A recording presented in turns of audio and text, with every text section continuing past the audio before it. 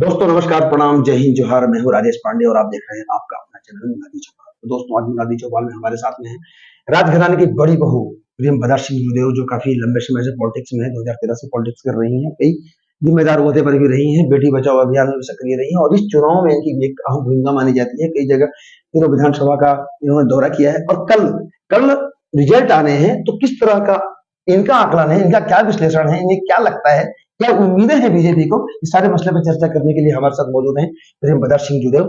आपका स्वागत है मुनादी चौपाल में। आप 2013 में भी अब चुनाव प्रचार में घर से बाहर निकली, 18 में भी बाहर निकली और 2023 में भी अब बाहर निकली। 2013 में भी एक संघर्ष की स्थिति थी बीजेपी के लिए जब अब पहली बार निकली। 18 में भी काफी टफ था ये सीट। क्या लगता है इस बार, क्या लगता है मैम? इस बार तो हम लोग तीनों सीट में जीत पाएंगे, जशपुर, कुनकुरी और पत्थलगांव। क्या फैक्टर हो सकता है जीत का? अगर जीत का दावा कर सकते हैं तो कौन सा फैक्टर ऐसा लगा जिसमें लोगों ने पसंद किया बीजेपी के काम को पसंद किया गया और इतने सालों में बीजेपी ने बहुत सारे विकास के काम किए हैं और एक परिवार की तरह जितने कार्यकर्ता है सब इस परिवार में रहे हैं बीजेपी के। और स्वर्गीय कुमार साहब का भी इसमें फैक्टर बहुत बड़ा है, जिसको लेके हम लोग पूरी उम्मीद करते हैं कि इस बार भाजपा ही जीत पाएगी। मैम, आप जसपुर विधानसभा में ही प्रचार करने के लिए गई थी इस बार, पत्थलगांव भी गई थी विधानसभा में, कुनकुरी भी गई थी। जसपुर की बात करें पर जसपुर में क्या लगा आपको जब गई थी? मतलब जब प्रचार करने के लिए लोगों की क्या अपेक्षाएं थी? लोगों की कोई वो नहीं है, कांग्रेस सरकार से लोग बहुत निराश थे और बीजेपी से उम्मीद कर रहे थे इस बार। और इसीलिए और तीनों विधानसभा में जैसे पत्थलगांव, कुनकुरी और जशपुर ग्रामीण शहर, सारे लोगों का रुझान इस बार भाजपा की ओर ही था, क्योंकि वो कांग्रेस सरकार से बहुत परेशान थे जी।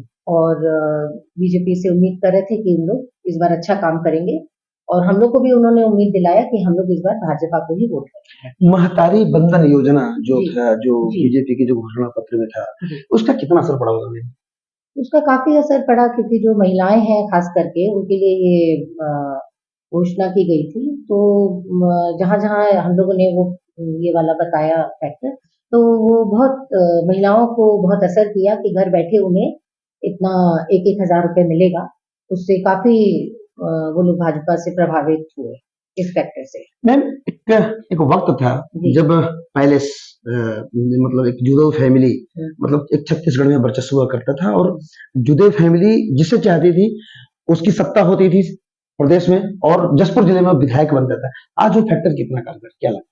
नहीं, वो फैक्टर बिल्कुल काम तो कर ही रहा है वो फैक्टर, क्योंकि वो फैक्टर जशपुर पैलेस मतलब स्वर्गीय कुमार साहब के नाम से जाना जाता है और वो हर जगह जहां पर भी है लोग कुमार साहब को याद करते हैं, स्वर्गीय सुच्चा बाबा को याद करते हैं, स्वर्गीय छोटू बाबा जो युद्धवीर सिंह जूदेव, इन सबको याद करते हैं। तो पैलेस का फैक्टर तो है ही है पूरे जशपुर में या पूरे छत्तीसगढ़ में, आप कहिए तो ये फैक्टर तो बिल्कुल चलता है ये।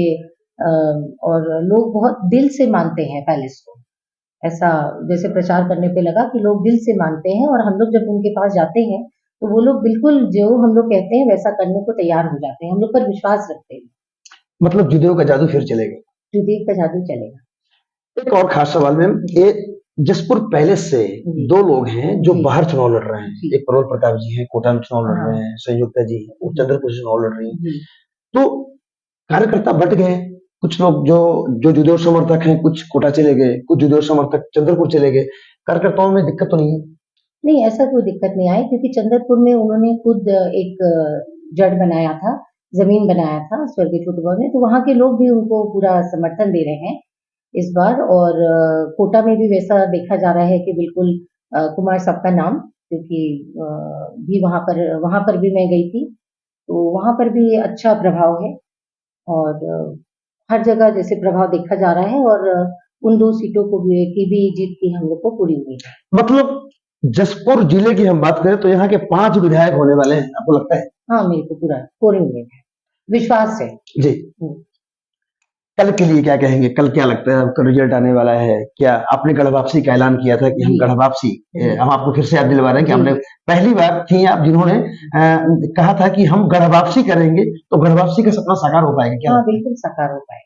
एकदम गढ़ वापसी हम लोग करेंगे और तीनों सीट पर हम लोग जीत पाएँगे।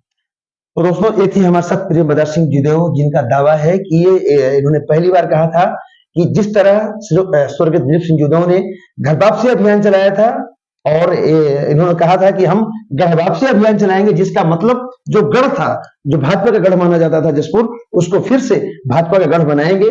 बहरहाल देखना है कि इनका जो दावा था, जो इनका संकल्प था, कितना साकार होता है, ये कल बताया जाएगा जब मतपेटियों में जब लोगों के भाग्य खुलेंगे। तब तक के लिए बने रहिए हमारे साथ, देखते रहिए आपका अपना चैनल मुरादी चौपाल राजेश पांडे के साथ। नमस्कार।